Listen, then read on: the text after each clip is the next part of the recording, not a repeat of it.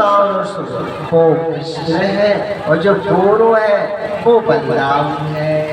अच्छा तो फूलों की वर्षा कर रही है, मुस्कुरा रही है, धीरे धीरे जब आगे बढ़ते जा रहे हैं, जब फूलों की वर्षा हो रही है तो एक भगवान की सखा ने हाथ पकड़ कर कहा, एक कन्हैया एक बात तो सुन मेरी। हाँ सुना। दे ऊपर से फूल बरस रहे हैं और हमें शर्म लग रही दे, फटे से कपड़ा पहने हैं पूरे दे, 50 जगह से सिले हैं देख। अब हमें तो शर्म लग रही है तेरे संग कि कपड़ों की व्यवस्था तो करवा दी। अच्छा चलो ठीक है चलते। अब यमुना घाट पर पहुंचे। अब पहुंचे तो कहाँ पहुंचे? कंस महाराज जी के धोबी के यहाँ जो कपड़ा धुलता था।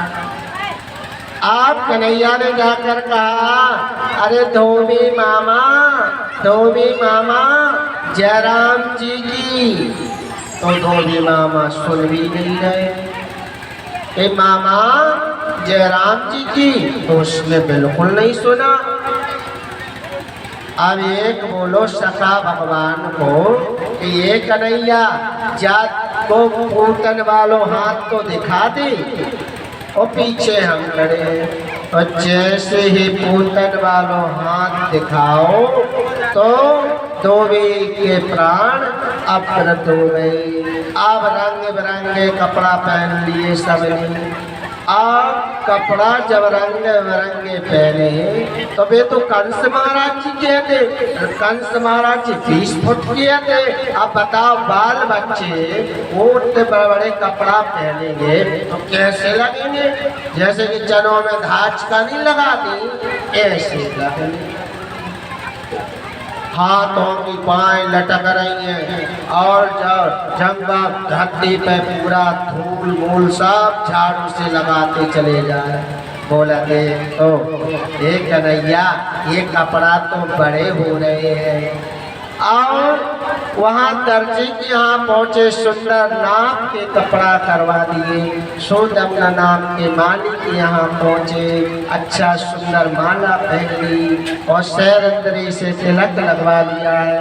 अब भगवान सीधे जहाँ धनुष रखा वहाँ पहुँचते। केसरी नाम केवलिया पीड़ नाम के हाथी का वध किया और जाकर धनुष को तोड़ा और फिर रंग महल में आए जहाँ रणभूमि बनाई है। चारों मुष्टिक जैसी योद्धा वहाँ पर है। कृष्ण बलराम वहाँ जाते हैं, चारों से भगवान लड़ते हैं, मुष्टिक से बल्लाव लड़ते हैं। एक एक से लड़ा, फिर दो से, फिर 10 से, हजार संतोषी युद्ध हुआ। भगवान ने सबको उद्धार कर दिया। फिर नवी मंजिल पर बैठे हुए कंस के यहाँ पर भगवान पहुँच जाते हैं और कंस के बालों को पकड़कर वहाँ से नीचे खींच कर लाते हैं और वक्षस्थल पर बैठ जाते हैं। आप जब बालों को पकड़कर खींच कर ला रहे थे, कंस बोला, अरे भानेज हम तुम्हारे मामा हैं, हमारे बाल पकड़े हो, हमको दर्द हो रहा है। तो भगवान बोले, ये बताओ जब हमारी मैया देवी के बाल पकड़े थे, जब हमारी मैया देवी को दर्द नहीं हुआ होगा, हमारी मैया को दर्द नहीं हुआ होगा, आज तुम्हें तुम्हारा दर्द दिखाई दे रहा है, उस समय मैया को दर्द नहीं हुआ था। तो कंस बोला, सुनो तुम भानेज हो, हम मामा हैं तुम्हारे, कोई मामा को मारता है क्या? भगवान बोले, देखो अब यहाँ नातेदार रिश्तेदारी नहीं चलेगी। अधर्म तुमने किया है, अधर्म पाप तुमने किया, अब तुमको तो मरना पड़ेगा। अब देखो रावण ब्राह्मण था कि नहीं था, मगर अधर्म किया तो भगवान ने न्याय किया। अधर्म में कुछ नहीं होता, जो अधर्म करता है परमात्मा उसको छोड़ते नहीं है। ध्यान रखना, अधर्म पाप जो करता है तो भगवान की नजर में वह दोषी हो जाता है। देखो बाली को भगवान ने क्यों मारा? भगवान की बाली से कोई शत्रुता नहीं थी, कोई शत्रुता नहीं थी बाली की भगवान श्री रामचंद्र जी से, मगर बाली ने अधर्म किया था। तो अधर्म किया था तो भगवान ने उसको मारा।